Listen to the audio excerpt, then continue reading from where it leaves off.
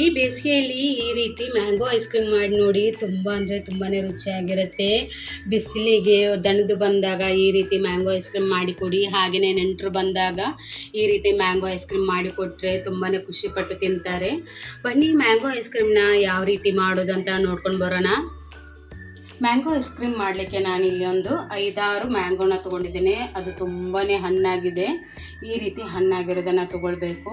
ಈಗ ನಾವು ಇದನ್ನು ಕ್ಲೀನಾಗಿ ತೊಳ್ಕೊಂಡು ಇದರೊಳಗಿರುವ ಪಲ್ಪನ್ನು ತೆಗೆದಿಟ್ಕೊಳ್ಳುವ.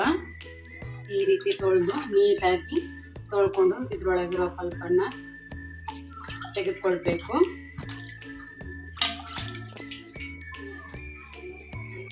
ಎಲ್ಲ ತೊಳ್ಕೊಂಡಾದ ನಂತರ ಈಗ ಒಂದೊಂದನ್ನೇ ಪೂರ್ತಿ ಕಟ್ ಮಾಡ್ಕೊಳ್ಳುವ. ಈ ಭಾಗ ಏನುಂಟು ಇದನ್ನೆಲ್ಲ ಪೂರ್ತಿ ಕಟ್ ಮಾಡಿ ತೆಗೆದು ಬಿಡಬೇಕು.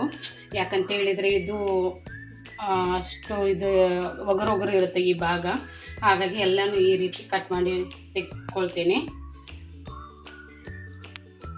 ಹಣ್ಣು ತುಂಬಾ ಸ್ವೀಟಾಗಿದ್ದರೆ ನೀವು ಜಾಸ್ತಿ ಶುಗರ್ ಏನು ಸೇರಿಸ್ಬೇಕಂತ ಏನಿಲ್ಲ.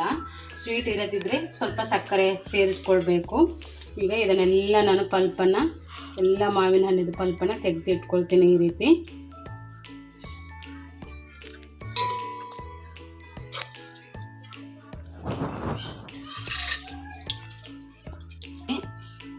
ಈ ರೀತಿ ಎಲ್ಲ ಮಾವಿನ ಹಣ್ಣಿನ ಪಲ್ಪ್ ಉಂಟಲ್ಲ ಅದನ್ನೆಲ್ಲ ತೆಗೆದಿಟ್ಕೊಳ್ಬೇಕು. ಎಲ್ಲ ಮಾವಿನ ಹಣ್ಣಿನ ಪಲ್ಪನ್ನು ತೆಗೆದುಕೊಂಡೆ. ನೋಡಿ, ಅಷ್ಟು ಮಾವಿನ ಹಣ್ಣಲ್ಲಿ ಇಷ್ಟು ಪಲ್ಪ್ ಸಿಕ್ಕಿತ್ತು. ಇದನ್ನು ಇನ್ನು ಮಿಕ್ಸಿ ಜಾರಿಗೆ ಹಾಕ್ಕೊಳ್ಳುವ. ಇದಕ್ಕೆ ನಾನಿಲ್ಲಿ ಒಂದು ಕಪ್ ಆಗುವಷ್ಟು ಹಾಲನ್ನು ಕೂಡ ತೊಗೊಂಡಿದ್ದೀನಿ. ಇದು ಬಿಸಿ ಮಾಡ್ಕೊಳ್ಬೇಕು. ಹಾಗೆಯೇ ಸ್ವಲ್ಪ ಕಸ್ಟರ್ಡ್ ಪೌಡರನ್ನು ಕೂಡ ತೊಗೊಂಡಿದ್ದೀನಿ. ಕಸ್ಟರ್ಡ್ ಪೌಡರ್ ಹಾಗೆ ಮಿಲ್ಕ್ ಪೌಡರನ್ನು ಕೂಡ ತೊಗೊಂಡಿದ್ದೀನಿ. ಹಾಗೆ ಮಿಕ್ಸಿಗೆ ಹಾಕ್ಕೊಳ್ಳಿಕ್ಕೆ ಸ್ವೀಟಿಗೆ ತಕ್ಕಾಗಿ ಎಷ್ಟು ಬೇಕು ನಿಮಗೆ ಅಷ್ಟು ಸಕ್ಕರೆ ತೊಗೊಳ್ಳಿ.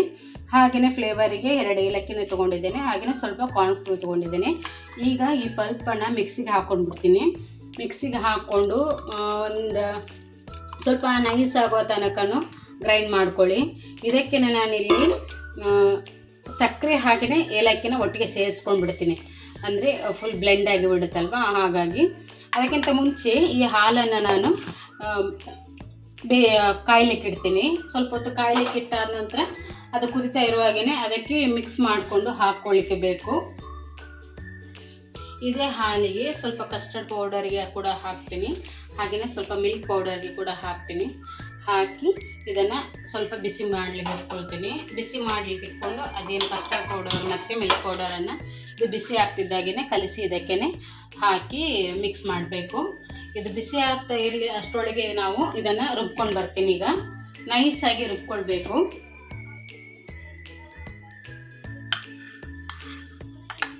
ನೋಡಿ, ಇಷ್ಟು ಆಗಿದೆ ಅದು ಪಲ್ಪು. ಅದನ್ನು ಮಿಕ್ಸಿಗೆ ಹಾಕ್ಕೊಂಡು ಬಂದೆ.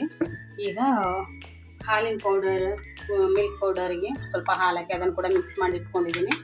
ಹಾಗೆಯೇ ಕಸ್ಟರ್ಡ್ ಪೌಡರ್ ಕೂಡ ಮಿಕ್ಸ್ ಮಾಡಿ ಇಟ್ಕೊಂಡಿದ್ದೀನಿ. ಈಗ ಪಾತ್ರೆ ಮೇಲೆ ಏನು ಹಾಲು ಕುದಿಲಿಕ್ಕೆ ಇಟ್ಟಿದ್ದಲ್ವ, ಈಗ ಈ ಕಸ್ಟರ್ಡ್ ಪೌಡರನ್ನು ಹಾಕಿ ಚೆನ್ನಾಗಿ ಮಿಕ್ಸ್ ಮಾಡ್ಕೋಬೇಕು. ಹಾಕಿದ ಕೂಡಲೇ ಅದನ್ನು ಮಿಕ್ಸ್ ಮಾಡ್ತಾ ಇರಬೇಕು. ಅಂದರೆ ಗಟ್ಟಿ ಆಗ್ತಾ ಹೋಗ್ತದೆ ಅದು. ಮಿಕ್ಸ್ ಮಾಡೋದನ್ನು ಮಾತ್ರ ತಪ್ಪಿಸಬೇಡಿ, ಇಲ್ಲದಿದ್ದರೆ ಗಂಟೆ ಆಗ್ತದೆ. ಹಾಗಾಗಿ ಇದನ್ನು ಮಿಕ್ಸ್ ಮಾಡ್ತಾ ಇರಿ. 1-2 ನಿಮಿಷ ಮಿಕ್ಸ್ ಮಾಡಿ ಅದಾದ ನಂತರ ಮಿಲ್ಕ್ ಪೌಡರನ್ನು ಕೂಡ ಸೇರಿಸ್ಕೊಂಡು ಬಿಡ್ತೀನಿ ನಾನೀಗ.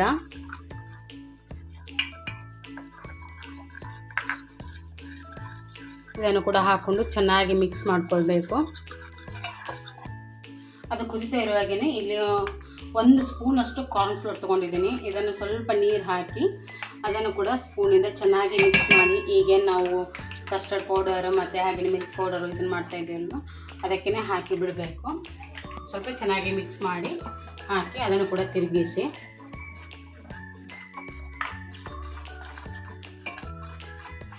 ಚೆನ್ನಾಗಿ ತಿರುಗಿಸ್ಬೇಕು, ಅದು ಗಂಟಾಗಬಾರ್ದು.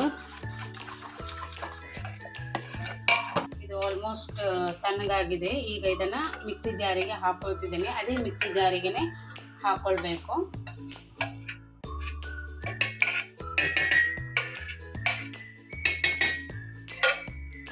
ಇದಕ್ಕೆ 1-2 ಡ್ರಾಪ್ಸ್ ವೆನಿಲಾ ಎಸೆನ್ಸನ್ನು ಹಾಕ್ಕೊಳ್ತೇನೆ. 2 ಡ್ರಾಪ್ಸ್ ಹಾಕಿ, ಜಾಸ್ತಿ ಏನೂ ಹಾಕ್ಲಿಕ್ಕೆ ಹೋಗಬೇಡಿ.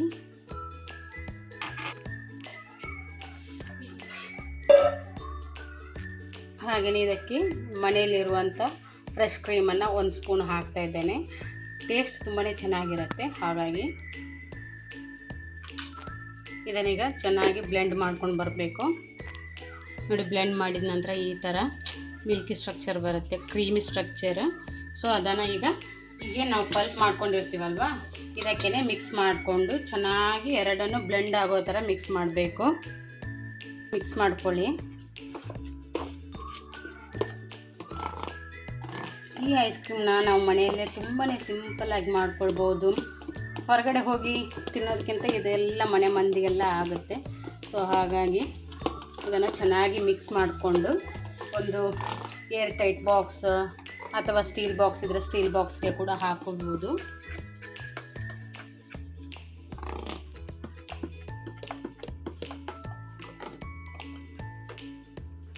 ಚೆನ್ನಾಗಿ ಮಿಕ್ಸ್ ಆದ ನಂತರ ಇದನ್ನೊಂದು ಏರ್ ಟೈಟ್ ಬಾಕ್ಸಿಗೆ ಹಾಕ್ತೀನಿ. ಈಗ ನಾನೊಂದು ಐಸ್ ಕ್ರೀಮ್ ಬಾಕ್ಸನ್ನೇ ಇತ್ತು ಮನೆಯಲ್ಲಿ, ಸೊ ಅದನ್ನೇ ತೊಗೊಂಡು ಅದಕ್ಕೇ ಹಾಕಿ ಟೈಟಾಗಿ ಮುಚ್ಚಿಡಬೇಕು. ಈಗ ಐಸ್ ಕ್ರೀಮ್ ಬಾಕ್ಸಿಗೆ ಹಾಕ್ಕೊಳ್ತೀನಿ ಇದನ್ನು.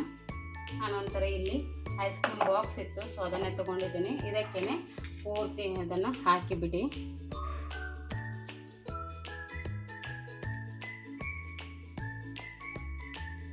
ಇದು ಫುಲ್ ಆಯಿತು ನೋಡಿ ಎಷ್ಟು.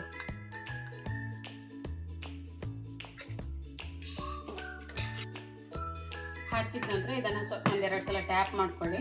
ಟ್ಯಾಪ್ ಮಾಡ್ಕೊಂಡು ಇವಾಗಲೇ ನೀವು ಡ್ರೈ ಫ್ರೂಟ್ಸ್ ಎಲ್ಲ ಹಾಕ್ಕೊಳ್ಬೋದು, ಬಟ್ ನಾನು ಏನೂ ಹಾಕ್ತಾ ಇಲ್ಲ. ಇದಕ್ಕೇ ಹಾಲಿದು ಪೇಪರ್ ಇರುತ್ತಲ್ವ, ಅಥವಾ ನಿಮ್ಮ ಹತ್ರ ಫಾಯಿಲ್ ಪೇಪರ್ ಇದ್ದರೆ ಅದನ್ನು ಕೂಡ ಹಾಕ್ಕೊಂಡು ಟೈಟಾಗಿ ಕ್ಲೋಸ್ ಮಾಡಿ ಫ್ರೀಝರಲ್ಲಿ ಇಟ್ಟುಬಿಡಿ. ಒಂದು 8 to 9 hours ಇಡಿ. ಸೊ ಈಗ ಒಂದು ಹಾಲಿದು ಪ್ಯಾಕೆಟನ್ನು ಕಟ್ ಮಾಡಿ ಇದಕ್ಕೆ ಕ್ಲೋಸ್ ಮಾಡಿ ಅದರ ಮೇಲೆ ಮುಚ್ಚಳನ ಹಾಕ್ಕೊಂಡು ಗಟ್ಟಿಯಾಗಿ ಮುಚ್ಚಿ ಫ್ರೀಝರಲ್ಲಿ 8 to 9 hours ಇಡ್ತಾ ಇದ್ದೀನಿ. ಈಗ ಇಟ್ಟಾದ ನಂತರ ಬೆಳಗ್ಗೆನೇ ತೋರಿಸ್ತೀನಿ ಯಾವ ರೀತಿ ಐಸ್ ಕ್ರೀಮ್ ಬಂದಿದೆ ಅಂತ. ಇದನ್ನು ಫ್ರೀಝರಲ್ಲಿ ಇಟ್ಟುಬಿಡಿ. ಇದು ಮರುದಿನ ಬೆಳಗ್ಗೆ ಆಲ್ಮೋಸ್ಟ್ ಎಲ್ಲ ಗಟ್ಟಿಯಾಗಿದೆ, ತೆಗಿತಾ ಇದ್ದೇನೆ. ಮರುದಿವಸ ಬೆಳಗ್ಗೆ ಹೇಗಾಗಿದೆ ಅಂತ ನೋಡುವ ಬನ್ನಿ. ಈಗ ಇದನ್ನು ನಿಧಾನಾಗಿ ಓಪನ್ ಮಾಡಬೇಕು. ಎಲ್ಲ ಗಟ್ಟಿಯಾಗಿದೆ, ಐಸ್ ಕ್ರಿಸ್ಟಲೆಲ್ಲ ಹಾಗೆ ನೋಡಿ ಗಟ್ಟಿಯಾಗಿಬಿಟ್ಟಿದೆ. ಏನಾಗಿದೆ ಅಂತ ಗೊತ್ತಿಲ್ಲ ಈಗ. ನೋಡಿ ಈ ರೀತಿಯಾಗಿದೆ ನೋಡಿ. ಸೂಪರ್ ಆಗಿದೆ ಅಲ್ಲ? ಈಗ ತೆಗಿಯುವ. ಇದನ್ನು ಒಂದು ಸ್ಪೂನ್ ತಗೊಳ್ಳಿ. ಸ್ಪೂನಿಂದ ತಗೊಂಡು ಈ ರೀತಿ ರೌಂಡಾಗಿ ಮಾಡ್ಕೊಂಡು ಬನ್ನಿ.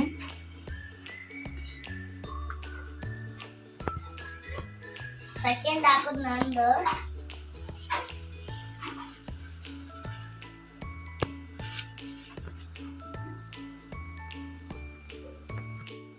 ನಿಮ್ಮ ಹತ್ರ ಐಸ್ ಕ್ರೀಮ್ ಸ್ಕೂಪ್ ಇದ್ದರೆ ಅದರಿಂದ ತೆಗಿಬೋದು. ನನ್ನ ಹತ್ರ ಅದಿಲ್ಲ, ಸೊ ಹಾಗಾಗಿ ನಾನು ಸಾಂಬಾರು ಸ್ಪೂನಿಂದ ತೆಗಿತಾ ಇದ್ದೇನೆ. ತುಂಬ ಅಂದರೆ ತುಂಬ ಚೆನ್ನಾಗಿ ಬಂದಿದೆ ಐಸ್ ಕ್ರೀಮು. ನೋಡಿ ಎಷ್ಟು ಚೆನ್ನಾಗಿದೆ ಅಂತ.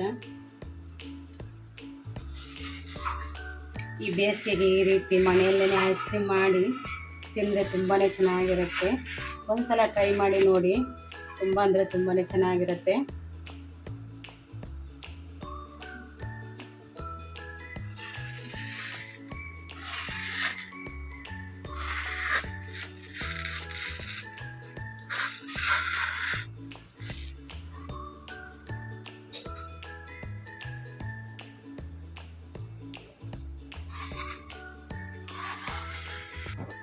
ಇದಕ್ಕೆ ಶೇಂಗಾ ಬೀಜ ಇರುತ್ತಲ್ವ, ಸೊ ಅದನ್ನೇ ನಾನು ಸ್ವಲ್ಪ ಬಿಸಿ ಮಾಡಿಕೊಂಡು ಅದರದ್ದೇನೆ ಕ್ರಷ್ ಮಾಡಿ ಹಾಕ್ತಾ ಇದ್ದೇನೆ. ಇದಂತೂ ಟೇಸ್ಟ್ ಲಾಸ್ಟಿಗೆ ತುಂಬಾ ಚೆನ್ನಾಗಿ ರುಚಿ ಕೊಡುತ್ತೆ. ಇದ್ರೆ ಡ್ರೈ ಫ್ರೂಟ್ಸನ್ನು ಕೂಡ ಚಿಕ್ಕ ಚಿಕ್ಕದಾಗಿ ಪೀಸ್ ಮಾಡಿಕೊಂಡು ಹಾಕ್ಕೊಳ್ಬೋದು.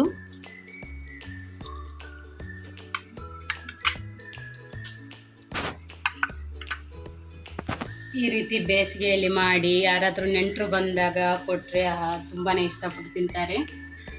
ಹೊರಗಡೆ ಹೋಗಿ ಐಸ್ ಕ್ರೀಮ್ ತಂದು ದುಡ್ಡು ವೇಸ್ಟ್ ಮಾಡೋದಕ್ಕಿಂತ ಈ ರೀತಿ ಒಂದು 5 to 6 ಮ್ಯಾಂಗೋ ಇದ್ದರೆ ಅದರಲ್ಲೇ ಮನೆ ಮಂದಿ ಎಲ್ಲ ತಿನ್ಬೋದು. ಅಷ್ಟು ಟೇಸ್ಟ್ ಚೆನ್ನಾಗಿರುತ್ತೆ. ಇದಕ್ಕಿನ್ನೂ ಜಾಸ್ತಿ ಮಿಲ್ಕ್ ಕ್ರೀಮ್ ಏನಾದರೂ ಇದ್ದರೆ ಇನ್ನೂ ತುಂಬ ಟೇಸ್ಟ್ ಆಗುತ್ತೆ. ಹಾಗಾಗಿ ಮೇಲೆ ಡ್ರೈ ಫ್ರೂಟ್ಸ್ ಕೂಡ ಹಾಕ್ಕೊಳ್ಬೋದು. ಬಾದಾಮ್, ಪಿಸ್ತಾ, ಗೋಡಂಬಿ ಅದನ್ನೆಲ್ಲ ಹಾಕ್ಕೊಂಡು ಚೆನ್ನಾಗಿರುತ್ತೆ ತಿಂತಾ ಇದ್ದರೆ. ಹಾಗೆಯೇ ಕ್ರಂಚಿಯಾಗಿರುತ್ತೆ. ನೀವು ಕೂಡ ಒಂದ್ಸಲ ಟ್ರೈ ಮಾಡಿ ನೋಡಿ. ಓಕೆ ಬಾಯ್.